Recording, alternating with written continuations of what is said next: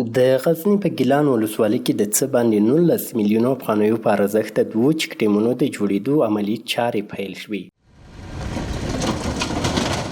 د غزني ولایت د اوبو او انرژي ریاست مسؤلینو وویل د دغو 2 چک ډیمونو د جوړېدو چارې به 6 کاري میاشتو کې بشپړې شي چې له دې سره به 80,000 متره مکعبه اوبه ذخیره شي.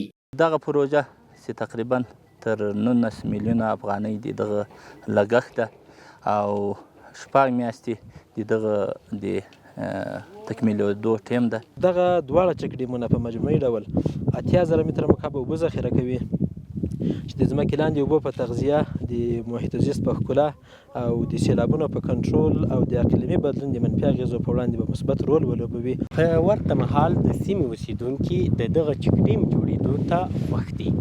دوی هیله لري چې د اوبو مدیریت برخه کې دا پروژه به تر یوه حده د اوبو کمښت ستونزه راکمه کړي.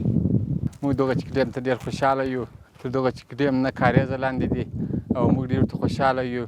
ډېر ښه ځای ده، د وسو دپاره د کنټرول دپاره هم ښه ده. موږ به له مخه له بارانو چې بیرېدو نو دا چک ډیم چې موږ ډېر خوشحاله یو.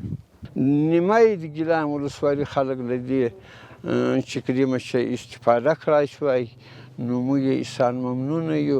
خدای دې دوی ته خیر ورکړي او په راتلونکي کې شفافاني طریقه په اصولي طریقه دا جوړ شي.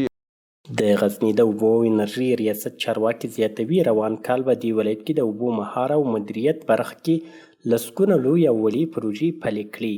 دوی له خلکو غواړي چې د دغو ټولګټو پروژو په ساتنه کې خپل مسؤلیت ادا کړي.